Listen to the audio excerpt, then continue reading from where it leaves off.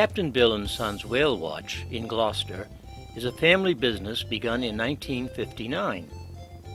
During the summer, patrons can take a 9 a.m. or 2 p.m. trip to Stellwagen Bank with the crew of the Miss Cape Ann to view whales feeding.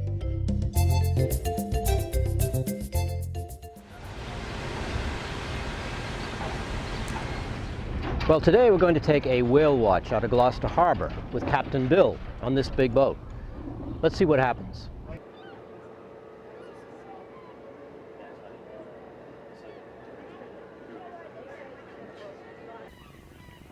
On this morning's trip, the captain has decided to look for whales at the southern tip of Stellwagen Bank, closer to Cape Cod.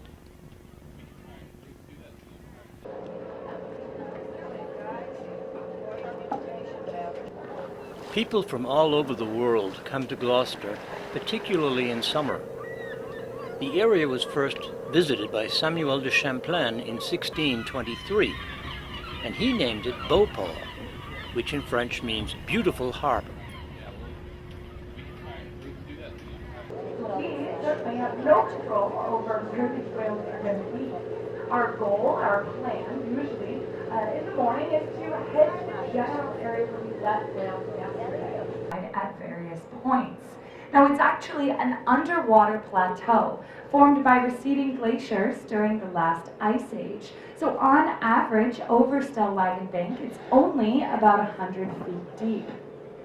Now, because it is more shallow there than the surrounding waters, a phenomenon called upwelling occurs there. So when deep ocean currents are running along the seafloor, they hit the side of the bank, bringing sedentary nutrients from the ocean floor up to the surface. And it's at the surface where those nutrients can then mix with sunlight, which is what really jump-starts all of that productivity. So that productivity maintains a rich plankton population, which in turn supports schools of fish like herring, mackerel, and sand lance. So I do have a sand lance here with me this morning, a rubber one, for those of you from the second deck. So this is a little tiny fish. We have a lot to thank them for. They are what attract the whales to Stellwagen Bank every year.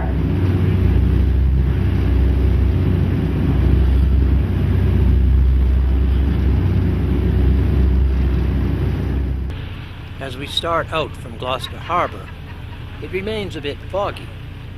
I hope this will not interfere with catching sight of some whales. It's an early August morning, so when we get out to sea, the fog will probably lift.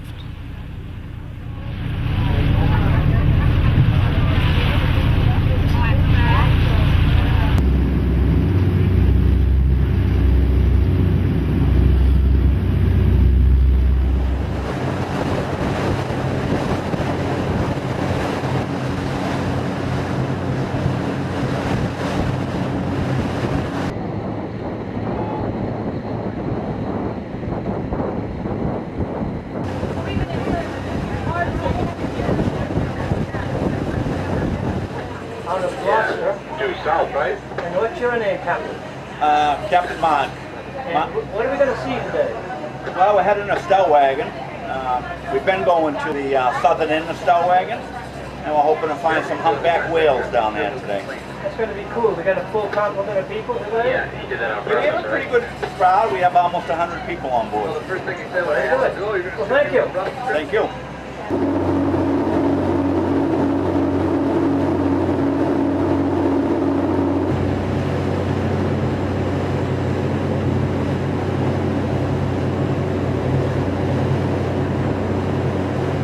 Saltwater, right? Because they're mammals like us. So they use their tongue and they push the water out in between the quarter-inch spaces in the plates. But these little guys aren't so lucky. So what they do is they get trapped in all these hairs that are all intertwined together. So they make what we say like a spaghetti strainer. So you guys know when you drain the water out, but all the spaghetti is left. So that's like all the fish. They get stuck in these hairs, and then the whale will just run its tongue down the hairs and swallow all the fish whole. So every single day they have to eat about 2 tons of fish. So that's like 1 million calories. So if you guys wanted to eat like a humpback whale, you'd have to eat like 8,000 Reese's peanut butter cups every single day. Oh my. Do you think you could do it?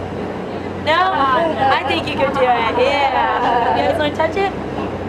So this is from a juvenile fin whale, and it's made out of the same thing that your fingernails and your hair are made out of. So they're basically just like you.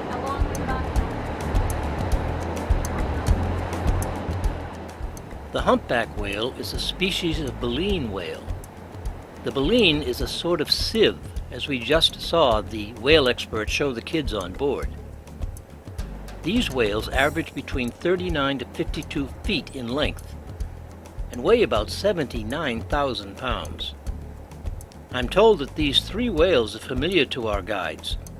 The whales are not related, but hunt as a team. These whales migrate about 16,000 miles each year to reach the best feeding grounds around the world.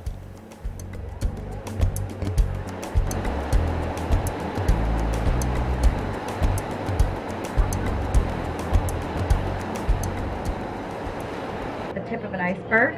So when they come up for a breath, they only need to reveal the top part of their back. That's where their blowholes are.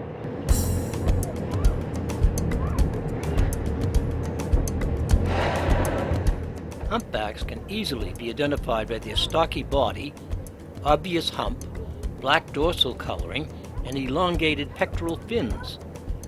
The head and lower jaw are covered with knobs called tubercles, which are hair follicles and are characteristic of the species. The fluke tail, which typically rises above the surface when diving, has wavy trailing edges.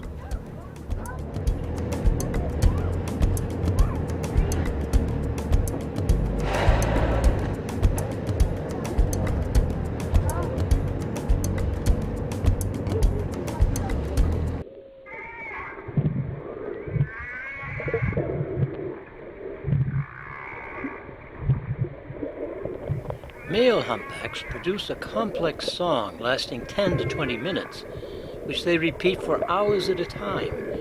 Its purpose isn't clear, though it may have a role in mating.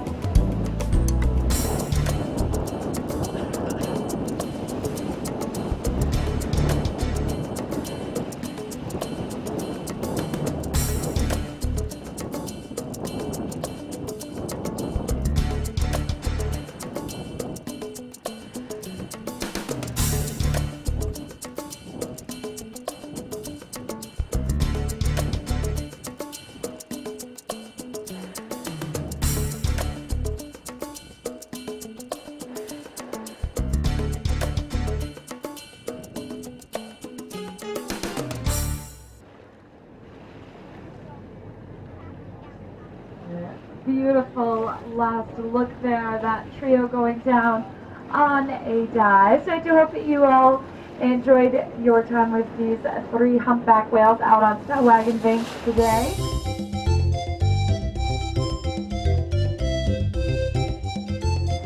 Well, ladies, Hi, how are you? what did you think of the whale watch? Very good. Successful. Like that. Did you have a good time? Yeah. Excellent time. Yeah, oh, I'm sorry. I didn't know the camera was in my face. I had my camera in my face. Yes. Yes. Not really killer whales because they look like killer whales. Well, how did you like the whale watch? That was really cool. You enjoyed it, huh? What was your favorite part? You think I really liked the first one when that minke whale came up. That was pretty close. You know a lot about whales. You study them at school? Yeah. Thank you. You're welcome. Where are you guys from? Kansas City. Kansas City. Do they have any whale watchers in Kansas? Nope. Why not? Because there's not any ocean. No ocean? I Okay. don't think so. That's cool. Thank you. Okay, so what did you think of the whale watch? It was pretty cool. The only bummer was it's hard to find whales, and we only got to see one of those little minke whales Yeah? and 3 huge humpback whales. Yeah. It was pretty cool. What's your name? Isaac? Isaac. Thank you. Okay. I feel like we're on CNN. Well, you're from Maine. No, you're not. No, we're from Phoenix. Phoenix. Well, he's from Massachusetts originally, than Phoenix. What did you think of the whale watch? What do you think, Luke? I thought it was awesome. We got really close up to it. Yeah, I thought we got really close a couple times. You know, where you could hear them really well. Yeah, it's exciting. You could hear the Why deep don't breaths. you go on any whale watches in Phoenix? You don't have enough.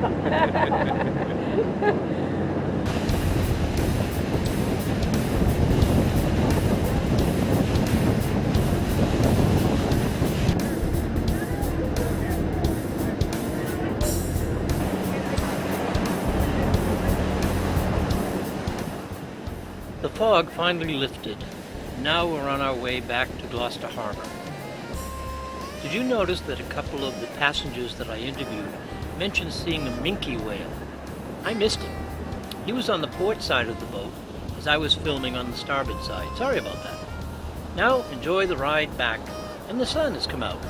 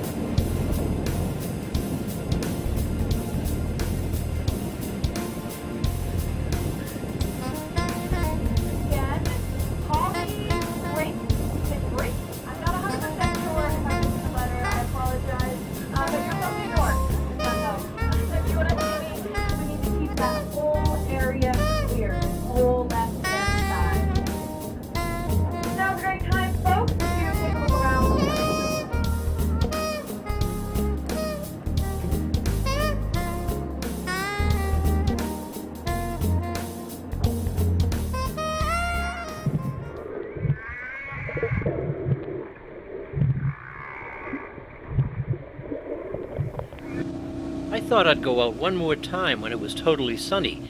Maybe the whales would be more cooperative.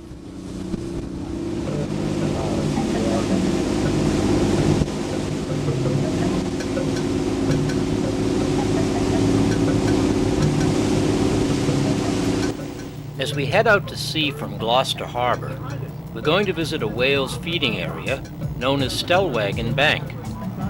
The bank is an underwater shallow plateau or mesa, only about 100 feet deep. It lies between Cape Ann and Cape Cod and is made up mostly of sand and gravel, but is a rich source of food for the visiting whales. This feeding ground is about 18 miles long and 6 miles wide.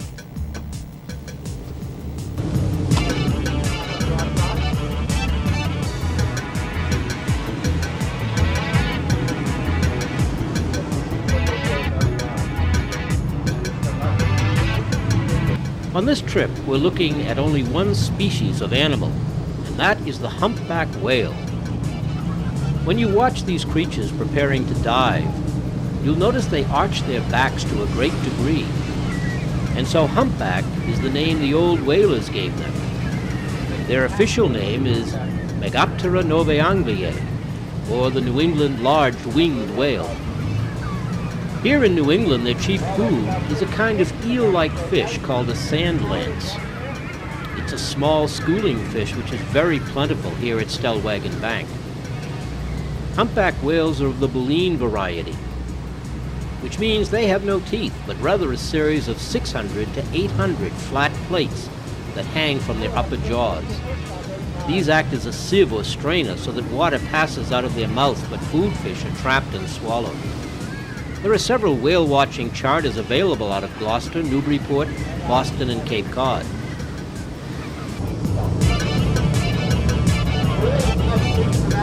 Coming at the